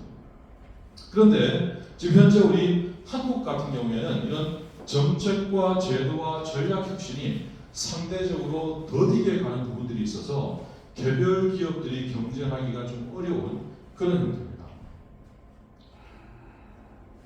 지금 전 세계는 OS 전쟁이 벌어지고 있습니다. 세계의 OS는 크게 두 가지 OS가 있습니다. 하나가 미국과 일본이 만든 OS가 있고요. 또 하나가 중국이 만든 OS가 있습니다. OS의 구체적인 내용이 결국은 산업 주권의 문제입니다. 또 산업 주권의 구체적인 내용은 뭐냐면은 기술 표준과 운영 표준이라는 개념입니다. 지금 이제 우리 한국의 어떤 그 기업들이 가장 신경 써야 되는 것이 정부가 미일 동맹과 중국 간의 산업 주권 경쟁에서 정부가 일종의 균형 외교라는 관점에서 소위 말하는 양다리를 걸치고 있는 상태에서 우리 개별 기업들은 어떤 전략적 방향을 모색해야 될 것인가라는 부분입니다. 근데 이미 제가 이제 6대 그룹 경제연구원 원장님들하고 같이 이제 학생 모임들을 제가 이끌고 있는데요. 이 6대 그룹 정도는 굉장히 스마트합니다. 이쪽으로 방향을 딱 잡고 움직이고 있죠. 그런데 아직까지 정부는 아까 말씀드린 것처럼 이 양쪽에서의 어떤 균형 외교 관점에서 아직은 방향성을 정리를 못하고 있는 상태에 있습니다. 그래서 이제 우리 개별 기업들의 선택지는 이 두 가지 중에서 한 가지를 탐색하는 것이 아니고 여기가 만든 OS에 어떻게 전략적으로 참여할 것인가에 달려져 있습니다. 여기가 만든 생태계 속에서 내가 어떻게 역할을 주도적으로 할 것인가를 찾는 데 개별 기업의 어떤 전략적 방향이 있다. 이렇게 말씀을 좀 드릴 수가 있습니다. 아까 말씀드린 것처럼 이것이 지금 지난해 9월 달에 영국과 미국과 영국 양국 정상들이 만든 기술 번영 협정입니다. 기업들은 이 기술 번영 협정에서 말하고 있는 내용들에 있어서 굉장히 주목을 해야 됩니다. AI, 양자, 원자력, 그리고 국방 산업을 기반으로 해서 양국가가 새로운 기술 표준, 운영 표준을 만든다. 반도체를 놓고 본다 그러면은 반도체의 원재료의 최초 공급망부터 측정하는 방식을 바꿔서 기술 표준을 바꾼다는 것이 여기에 들어가져 있습니다. 그래서 전반적인 어떤 세계 공급망들이 바뀌어져 나가고 있는 거죠. 자, 이 내용들은 제가 자료로 조금 대신을 하도록 하고요. 이제 결론에 이제 가서 말씀 좀 드리겠습니다. 이게 이제 제 책에서 말하는 지속 성장 혁신 생태계의 통합 논리 모형입니다. 지속 성장하는 것을 우리가 역으로다가 한번 만들어 보게 되면 이 지속 성장하는 어떤 기업이라든가 지역이라든가 국가를 놓고 보니까 그들은 뭐를 가지고 있냐면은 생태계 비가역성이라는 것을 가지고 있고 또한 생태계 적응 복원력이라는 걸 가지고 있습니다. 그리고 그 앞에는 뭐가 있냐면은 생태계 지능, 생태계라는 것을 이해하는 어떤 지능이에요. 생태계는 시스템하고 다릅니다. 생태계는 메커니즘 개념이 아니에요. 그래서 우리가 시스템과 메커니즘이라는 개념은 투입, 과정, 산출이라는 논리 모형이 적용이 됩니다. 근데 생태계는 그런 어떤 메커니즘이라든가 시스템 개념이 아니기 때문에 얼마나 유기적으로 관계하느냐가 중요한 겁니다. 그런 어떤 유기적으로 관계하고 조종하는 것에 대한 지능을 말하는 겁니다. 그 다음에 혁신이 지속적으로 실행될 수 있는 기반을 어떻게 만들고 있는가. 예를 들어서 우리나라는 실패를 두려워하지 말고 도전하라는 얘기를 많이 합니다. 그런데 지속 성장하는 기업과 국가나 지역을 보니까 그런 말을 하는 것이 아니라 실패를 감수할 수 있는 제도를 만듭니다.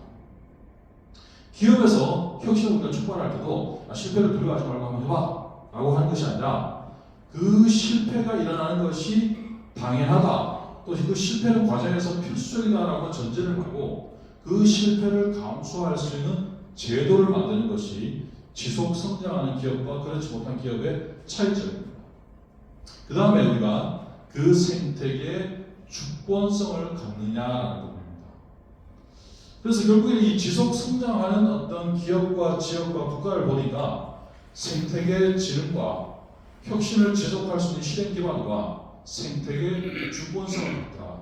이것들을 가지니까 자연스럽게 생태계 비가역성이 만들어지게 되고 이 생태계 비가역성이 결국에는 지속 성장하는 것에 있어서의 어떤 중요한 원천과 가늠자가 되더라. 이것이 바로 제가 이제 쓴 책의 통합 논리 모형입니다. 그래서 이 책은 기본적으로 슈페터 드러커 너머의 21세기 혁신 패러다임을 담고 있습니다. 그래서 여러분께서 한번 꼭 천천히 읽어봐 주시길 좀 부탁을 드리고, 그 다음에 우리 아까 모두에서 말씀드린 것처럼 넥스트 엔비디아가 될 수 있는 기업, 즉 다시 말해서 그런 기업들은 생태계 주권성을 가지고 있는 기업이다. 그리고 그 생태계가 비가역적이다. 그래서 그런 어떤 후보군이 될 수 있는 기업을 우리가 국내 기업으로 본다 그러면은 삼성전자, 그 다음에 이어서 저는 삼성 바이오로직스에 대해서 주목하시기를 저는 부탁을 드립니다. 왜냐? 아까 AI 문명 다음은 BI라고 말씀드렸습니다. BI의 핵심은 메디슨 파운드리라고 말씀드렸습니다. 그럼 왜 메디슨 파운드리 시대에 일라이 릴리가 주도를 하고 있는데 그 다음이 존슨 앤 존슨이라든가 노바티스라든가 또 아스트라제네카라든가 이런 회사가 아니라 삼성 바이오로직스냐? 삼성 바이오로직스는 처음 시작할 때부터 삼성 반도체의 어떤 경험들이 이식이 되어서 시작한 회사입니다. 즉 다시 말해서 파운드리라는 개념들을 누구보다도 잘 이해를 하고 있는 회사가 삼성 바이오로직스이고 우리 메디슨 파운드리 시대가 본격화되게 되면 아마 삼성 바이오로직스가 일라이 릴리 다음에 새로운 문명 주자로 등극을 하게 되지 않을까 그렇게 저는 전망을 하고 있습니다. 그 다음에 끝으로 우리 HD 하나 중공, HD 현대중공 그리고 하나 오션 우리 조선 양사에 대해서 또 특히 HD 현대중공보다도 하나 오션에 대해서 좀 더 주목을 하셨으면 좋겠습니다. 쉽시법이 통과가 되게 되면 이 한화 오션 같은 경우에는 기존의 한화 에어로스페이스, 한화 시스템, 이 방산 포트폴리오하고 연계가 되어서 미국발 함정, 미국발 잠수함 이런 쪽에 있어서는 상당히 주목을 받을 수 있는 회사고 최근 들어서 이 관련해서 지난해 8월 달에 일본 미쯔비시 중공업이 호주 해군에 모가미급 호위함을 공급하는 것이 체결이 되어서 2030년도부터 실전에 배치가 되는 내용들이 전개되어지고 있습니다. 그런 식으로 이 호주 해군은 왜 중요하냐면은 미국, 영국, 호주 간의 군사 동맹이 오커스라는 겁니다. 그래서 이 오커스는 미국이 가지고 있는 군사 동맹 중에서 가장 결속력이 높은 군사 동맹인데 거기에 일본이 일종의 함정 공급 업체로다가 선정이 됐다라고 하는 것은 미국이 만든 일종의 방위 시스템 또 통합 전장 어떤 그 관리 시스템에 일본이 구조적으로 참여한다는 것을 의미를 하는 거거든요. 그런 것처럼 한국의 한화그룹이 미국의 방산 시스템 또 미국의 무기 체계에 구조적으로 참여하는 형태가 가시화되게 되면 아마 하나오션의 어떤 그 산업 내 시장 내 지위는 현재하고는 확연히 다른 형태가 되어지리라고 보여집니다.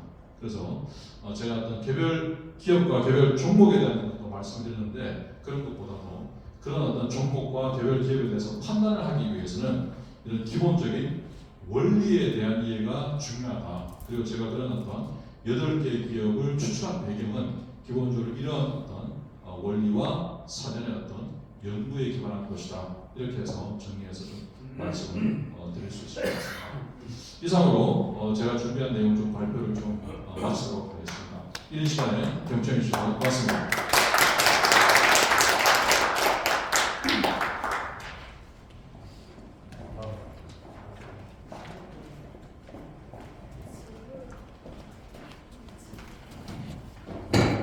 질의응답이 한번 질의응답해야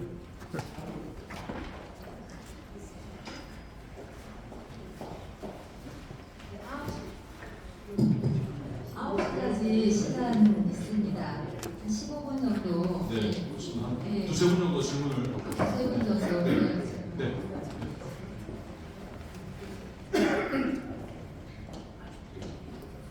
예, 아까 그 우리나라의 어떤 그 트렌드하고 미국의 트렌드가 비슷하다고 하셨는데 결정적인 차이는 우리나라의 현재 사업 끌고 있는 회사들이 대부분 다 대기업이지 않습니까? 이게 아주 오랫동안 지속이 되면서 그걸 좀 깨고 새로운 플레이어가 나오기를 많이 원하고 뭐 저희도 이제 스타트업을 하고 있는데 이렇게 생태계가 고착화되고 글로벌라이즈 되게 되면은 사실 뉴커머가 들어와갖고 자리 잡는다는 게 점점 더 힘들어지고 오히려 대기업의 지배력이 더 강화가 되는 거 아닌가 하는 그런 또 컨설인데 그에 대해서 어떻게 좀 생각하세요? 네, 맞습니다. 현실적으로 대기업이나 혹은 그 빅플레이어들의 지배력이 더 강화가 되고 있습니다. 아까 우리가 산업별로 1등과 2등 간의 격차가 벌어지는 걸 보는 것처럼 이것은 우리 한국뿐만이 아니고요. 미국도 마찬가지입니다.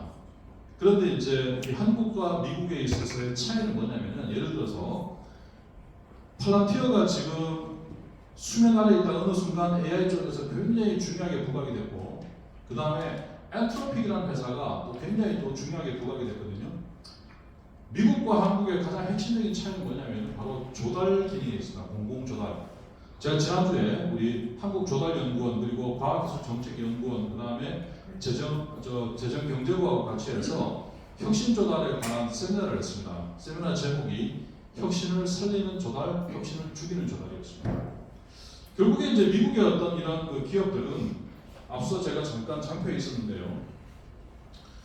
혁신 조달이라는 것이 공공에서 작동이 되다 보니까 새로운 신생 기업들이 어느 날 머저리티 기업으로 확 올라서는 어떤 그런 일종의 그 경로가 만들어집니다. 이게 뭐냐면요. 상업용 달 탐사 프로젝트입니다. 과거에 나사가 독점하고 있던 달 탐사 내용들을 민간 기업에게 개방을 하는 겁니다. 그래서 어떻게 하냐면 처음에 13개 기업을 선정을 해가지고요. 한 기업당 3,500억 원을 줍니다. 한 기업당 3,500억 원을 대출이 아니고요. 보조금으로 줍니다. 10년 동안. 그리고 나사가 독점하고 있던 그 연구 데이터, 자료, 정보 이런 것들을 공유를 해줍니다.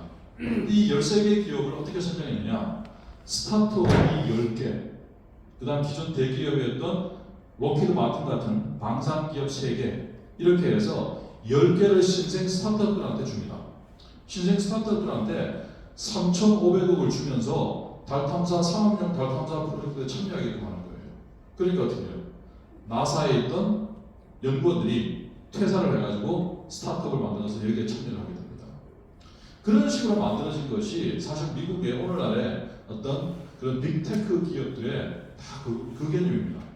아이폰의 1호 구매자 미 국방부입니다. 테슬라의 1호 구매자 나사입니다. 그런 식으로 해서 만들어지거든요.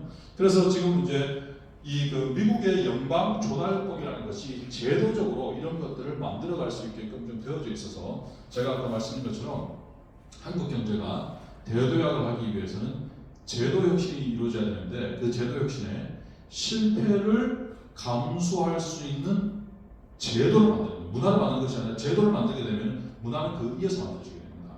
그래서 우리 스타트업들을 위한 혁신 조달이 일종의 그 혁신의 마중물 시장으로서 역할을 할 수 있도록 지금 정부 차원에서도 지금 그 내용들의 고민을 시작을 했고 제가 이 부분에 대해서는 뭐 강력하게 주장을 하고 있어서 지난주에 언론에 많이 보도가 되어졌거든요. 그래서 그런 관점에서 제가 조금 말씀을 좀 드립니다. 그러나 어떤 전반적인 어떤 시장은 일종의 빅 플레이어들이 지배력이 점점 확대되고 있다. 그리고 그 확대되는 것은 통제할 수가 없다. 왜냐하면 혁신의 영역은 전형적인 이너서클 영역이거든요.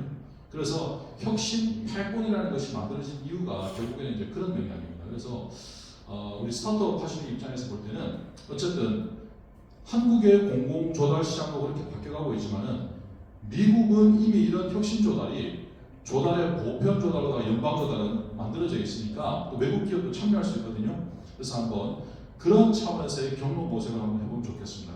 그래서 최근에 스타트업들이 싱가포르하고 미국에 사업장을 두는 이유가 결국에는 이런 것도 하나의 중요한 어떤 배경이라고 말씀드릴 수 있을 것 같습니다. 두 분 정도의 예, 안녕하세요. 저는 전남수입니다. 하이닉스 그 삼성전자를 보면은 네. 그 주가비 측면에서 보면은 지금 하이닉스가 한 90만 원 하고 네. 삼성전자가 한 뭐 18만 원 정도 하는데 실질적으로는 하이닉스가 90만 원 그 환산하면은 삼성전자는 900만 원 정도 되거든요. 네. 그게 제가 볼 때는 뭐 비슷비슷한 회사 같은데 네. 10배 정도 차이 나는 이유는 뭔지 굉장히 항상 의문이었었거든요. 네. 네, 이상입니다. 네. 자, 왜 10배 정도 차이 날까요? 혹시 여기에 대해서 의견이나 좀 답을 하실 수 있는 분 계십니까? 왜 삼성전자와 하이닉스 간에 그 격차가 이렇게 많이 나는지 혹시 여기에 대해서 뭐 의견이나 답을 하실 수 있는 분 계세요? 네. 일단 그 하이닉스가 갖고 있지 않은 파운드를 갖고 있기 때문에 TSMC하고 경쟁하는 측면이 있고 아까 말씀하신 것 중에 이제 큰 게 자체 수요로 드라이브를 하면서 다양한 분야에 또 진출할 수 있고 메모리뿐이 아니고 향후에 이제 프로세서까지 나갈 수 있다는 계열성이 있기 때문에 그런 게 아니죠. 제가 아까 말씀드린 것이 주가 한 종목당 가격에 주목하기보다도 시가총액에 우리가 주목을 해야 된다고 말씀드렸어요. 그죠? 그다음 그 시가총액은 현재 가치와 미래 가치, 또 재무적 가치와 비재무적 가치가 다 반영이 되어져 있다고 말씀드렸습니다.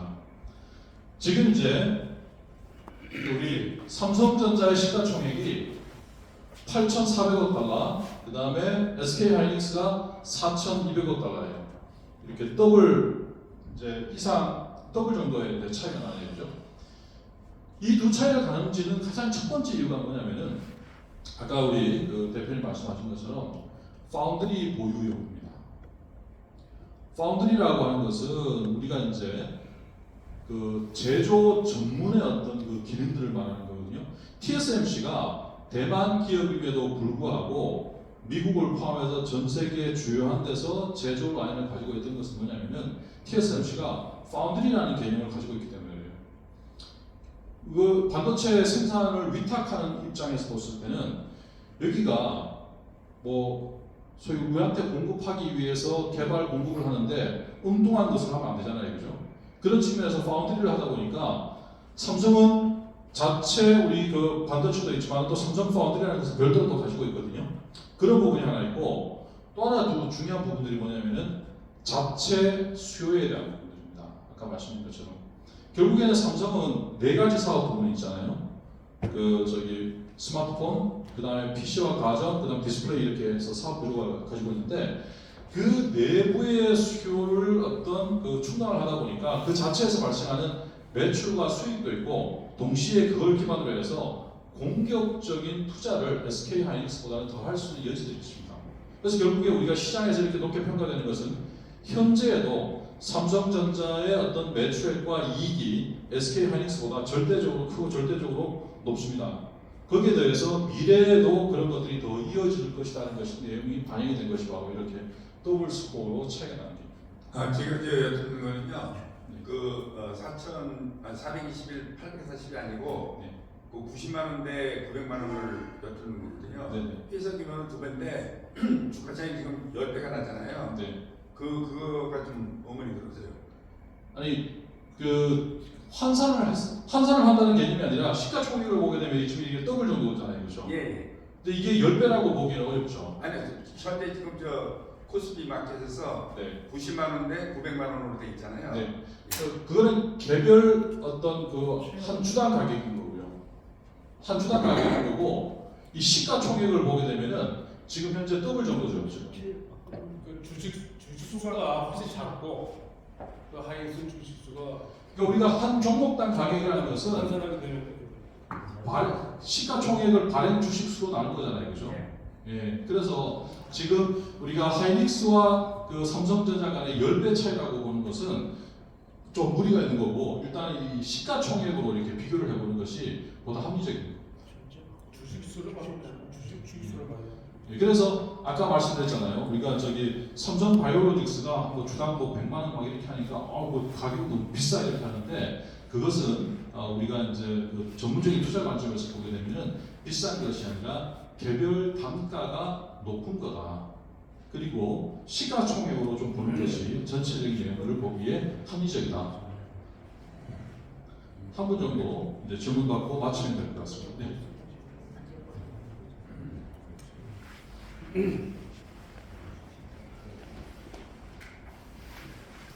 저는 이제 지금은 안 하는데 평생 투자를 했어요. 네네네. 요새 이제 미국에 있는 회사들 보면은 미국이라는 나라가 말할 때 혁신이 지배하고 항상 해왔는데 지금처럼 시가총액 상위 종목이 혁신 기업만 있었던 적이 없어요. 네. 그래서 이제 주식을 투자할 때 느끼는 것은 어떤 거냐면은 벤처기업에 투자하는 듯한 느낌을 갖게 돼요. 네. 예를 들자면은 벤처기업에 투자할 때는 100개를 투자하면은 두세 개가 남고 나머지 다 망하거든요. 네. 그래도 그 하나가 성공한 것 때문에 네. 이익을 버는 구조거든요. 근데 미국에 있는 탑테크 회사들도 제가 느끼기에는 벤처기업에 투자하는 느낌이 들어요. 그 중에 예를 들어서 엔트로피, 오픈 AI, 그리고 메타, 아마존 이런 데이터 쪽에 다 투자하는데 그 대세계 회사들이 10년 내로 남아있을 것입니다. 걔들 중에서 다 죽고 하나만 남을 것인가. 느끼면은 중간 정도 어디가 될 것 같은데 그렇다면 투자가 되기 어렵긴 하는데 이 회사들의 벤처 투자를 다 뿌려가지고 하나가 성공하면 난 돈을 벌 거야 이런 생각을 할 건지 아니면은 이런 리스크가 많으니까 못하겠다 안 할래 그래서 그냥 도망가는 게 애플 같이 투자 안 하는 회사들 나중에 이제 데이터가 서너달 때가 되면은 사서 쓰고 원디바이스 하면 된다 이런 식으로 하면서 투자하는 사람 입장에서는 벤처기업에 투자하는 정도의 리스크를 느껴요. 그래서 이제 리스크 리턴은 잘 아실 거니까 그런 입장에서 봤을 때 이제 어떤 네. 생각이 드시는지. 그건 제가 좀 정확하게 설명을 드릴 수 있습니다. 그 부분이 이제 제가 연구하는 테마 중에 하나고 제가 이제 그걸로 최우수 논문상도 받았기 때문에 정확하게 설명을 드릴 수 있습니다. 자, 우선 국내 기업을 먼저 한번 보도록 하시죠. 포스코 그룹이 국내에서는 벤처 투자를 가장 많이 한 기업입니다. 벤처 펀드 결성한 금액이요 대략 1조 8천억 정도 됩니다. 그래서 포트폴리오가 직접 투자한 포트폴리오가 한 500여 개 정도 되고 간접 투자하는 것이 한 5천여 개 정도 되는 것이 포스코입니다. 그런데 포스코가 어떻습니까? 잘 나가지 못하거든요. 그 대부분의 투자들이 유미하게 포스코로 유입되거나 편입되지를 못합니다. 이들 기업 중에서도요. 아까 애플 같은 경우에는 스타트업이나 벤처 생태계하고의 연계성이 상대적으로 떨어집니다.